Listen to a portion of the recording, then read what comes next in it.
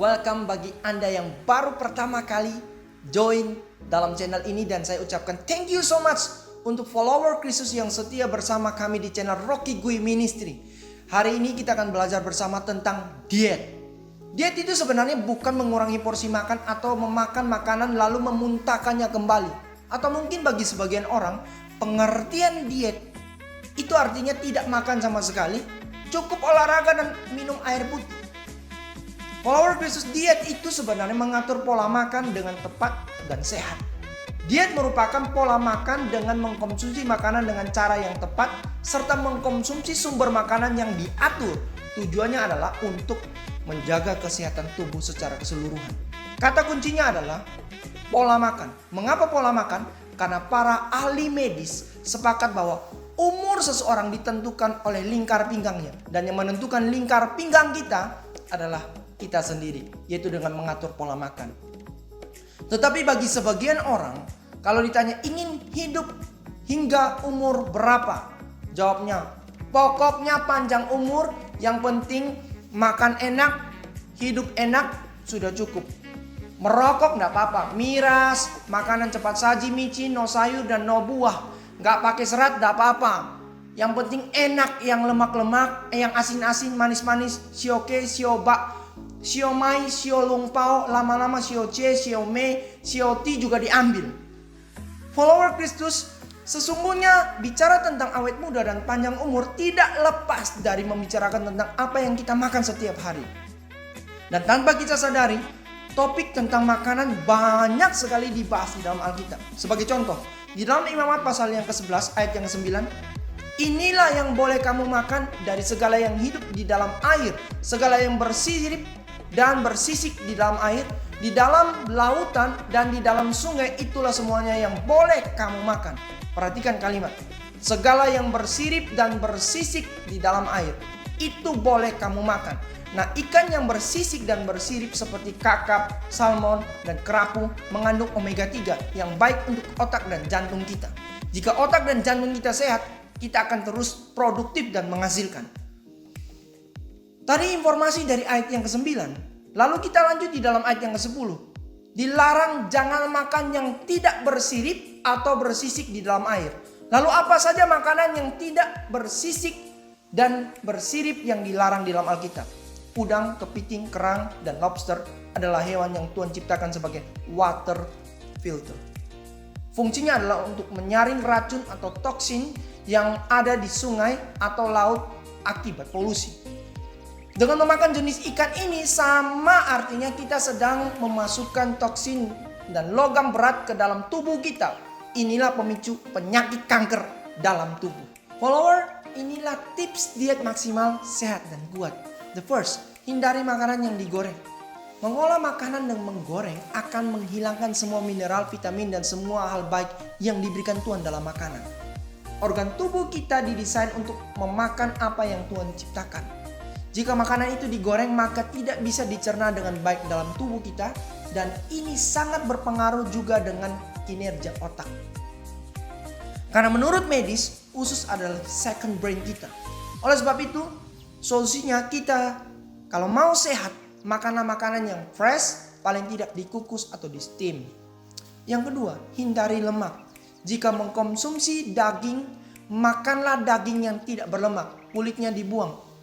But anyway, padahal kulit itu paling enak ya. Apalagi kalau buat nasi goreng lalu dagingnya pakai kulit ayam. Oh, super duper sedap.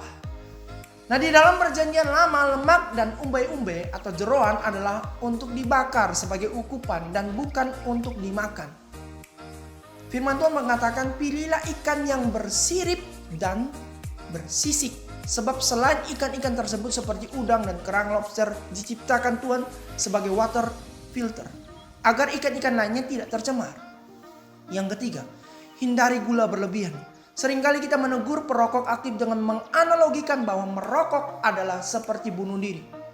Padahal studi di dunia medis telah menunjukkan bahwa ada yang lebih berbahaya dari nikotin, yaitu gula. Gula itu hidden killer. Why? Because gula tersembunyi di dalam makanan yang kita konsumsi sehari-hari seperti es krim, kue, donat, dan teh dalam kemasan. Para dokter menyebut diabetes sebagai ibu dari segala penyakit. So jangan main-main dengan gula.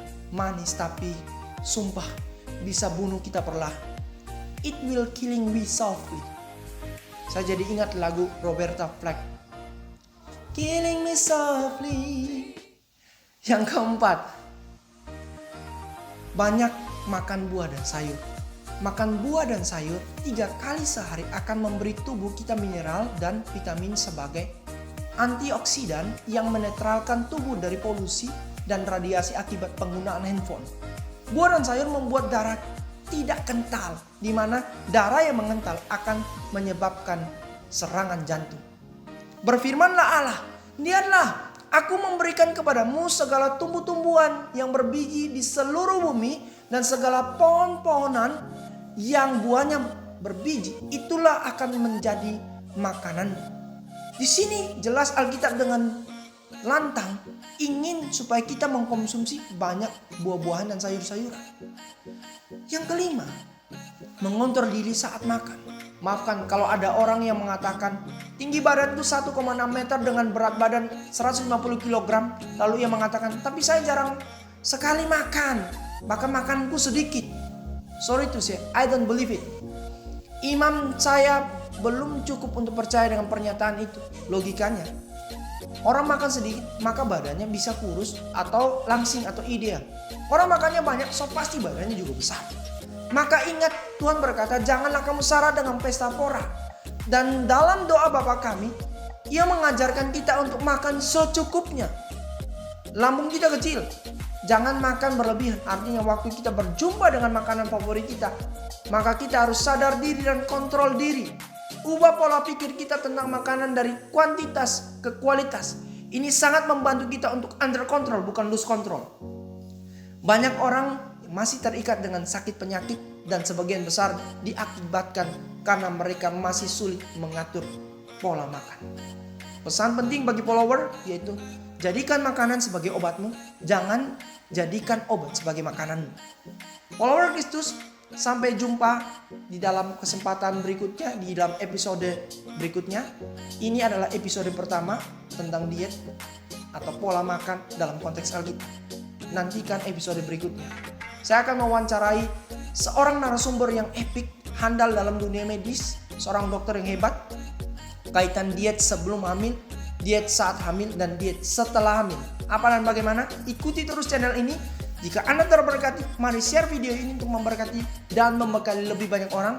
Thank you so much. Don't forget to like, comment, subscribe channel ini. See you on the next video and bye.